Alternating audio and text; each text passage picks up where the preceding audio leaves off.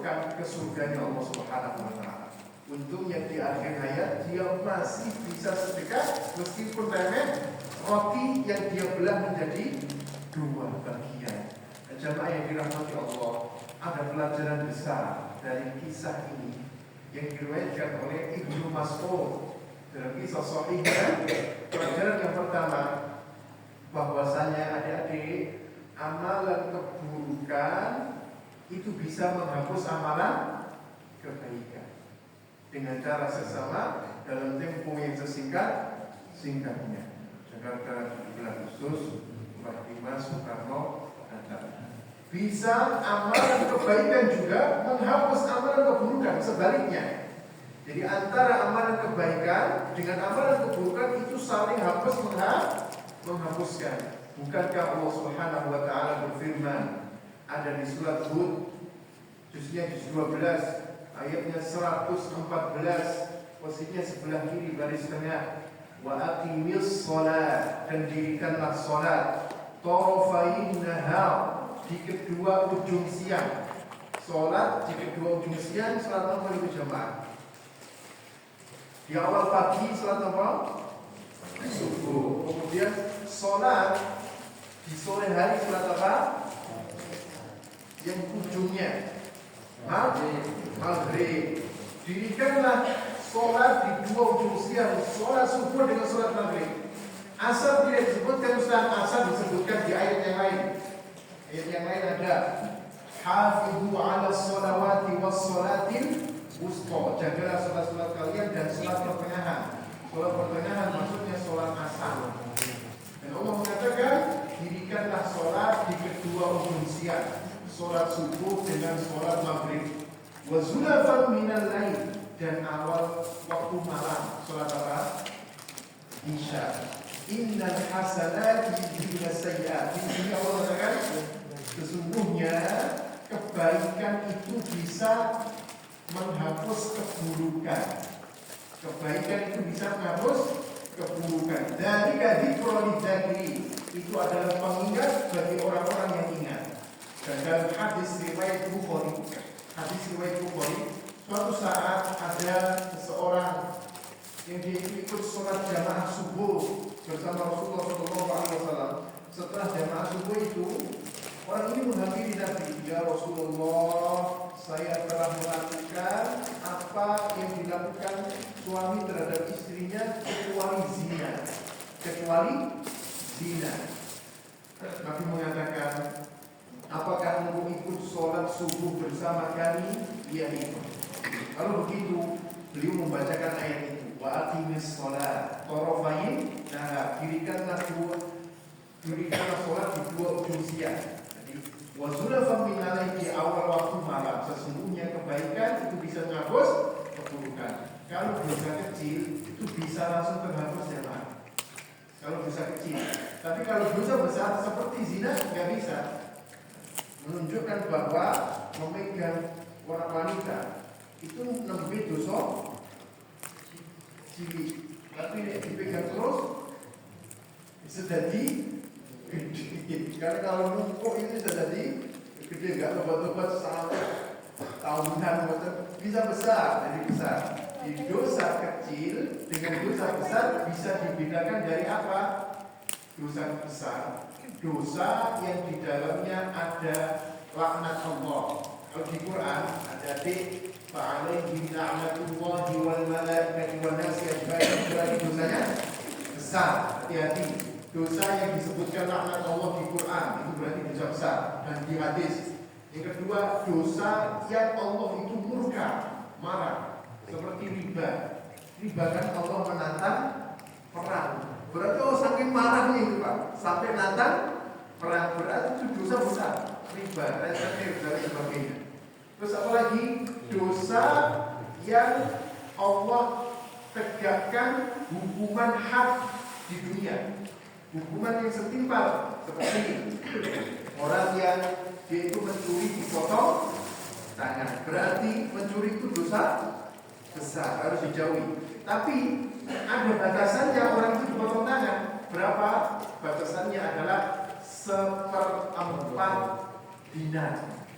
1/4 dinar. Kalau cuma curi 100.000 ya nggak satu tangan, kecil sekali. Apalagi mencuri semongkok. Tapi walaupun itu kecil jamaah, numpuk terus jadi gede. Apalagi makanan haram, separuh, Allah, bahaya sekali bagi orang yang doanya susah dikabulkan oleh Allah Subhanahu Wa Taala, anaknya juga nanti akan jauh dari rahmat Allah.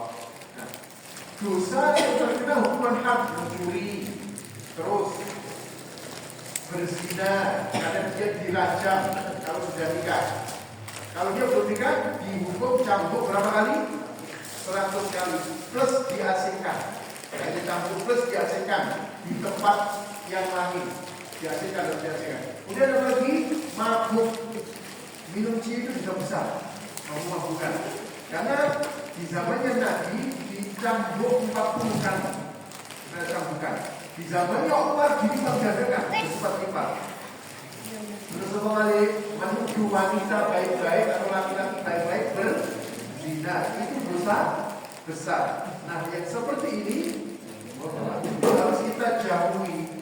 Berarti dosa kecil. Selain itu, yang tidak ada laknat Allah, yang tidak ada kemurkaan Allah, yang tidak ditegakkan hukuman had. Misalkan dosa cilik yang langsung bisa terhapus dengan sholat, dengan zikir, dengan amal soleh. Kesandung. Kemudian orang itu ngomong bakso atau soto, gedang goreng, kesandung ngomong elek, itu dosanya dosa cilik, dosa kecil. Kemudian di lampu merah, terus lihat mas-mas atau bapak pakaiannya, you can see, kamu kayak dapat sih melihat kel model, kelek, kong dan model. Nah itu dosanya lebih cilik. Tapi kalau dicilhok terus berterus dino kemudian tidak diikuti dengan perbuatan baik dan tobat, iso jadi gede. Terus nama mali dosa cilik, ngomong elek, miso itu lebih dosa cilik jamaah. Tapi yang dino miso nggak dikit dengan perbuatan baik jadi gede. Nah dari hadis itu jamaah sekalian bisa mengetahui bahwa zina itu dosa besar sekali. Apalagi orang yang nggak pernah ibadah 60 tahun. Lah orang ibadah 60 tahun saja bangun tempat secara khusus terhapus dengan cuma 6 hari. Apalagi wis atau sobo masjid senengane ning gone kafe mabuk pezina bertubi-tubi. Dosa itu pedih banget. Kita harus hati-hati, apalagi pergaulan sekarang, adik-adik. Pergaulan sekarang kebablasan di era sekarang yang menganggap boncengan laki-laki dengan perempuan itu biasa. Padahal tidak biasa sebenarnya. Apalagi sampai mengarah ke sana, dosa besar. Semuanya dosa. Jadi perlu jamaah mencatat semuanya dosa. Kalau orang itu bertaubat, Allah hapuskan, nggak ada bekasnya. Semuanya dosa. Dosa minum khamar, kalau dia tobat, Allah hapuskan dosanya, nggak ada bekasnya. Dosa berjudi, kalau dia tobat, Allah hapuskan dosanya.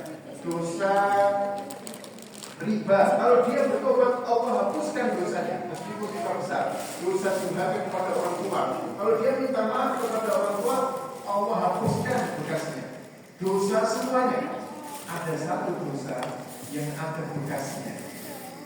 Satu dosa ini Allah masih tinggalkan bekasnya, tidak Allah hapus, yaitu zina.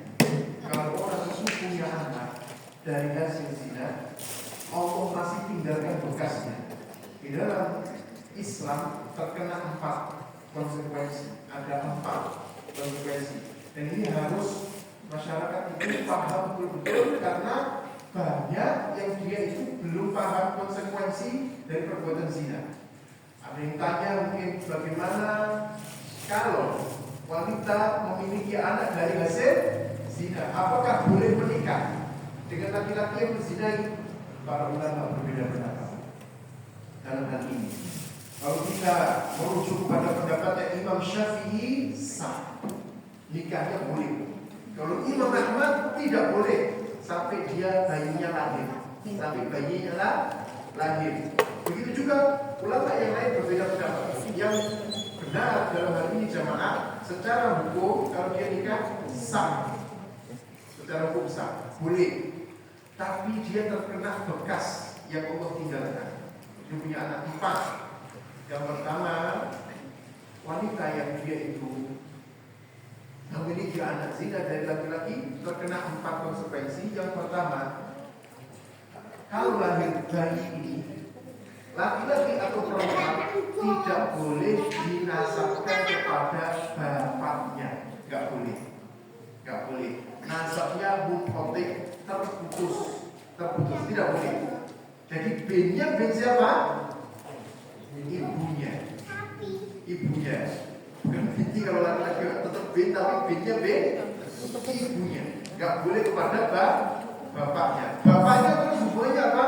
Bapaknya cuma bapak biologis saja, tidak bapak nasabnya terputus dalam hal ini. Yang kedua,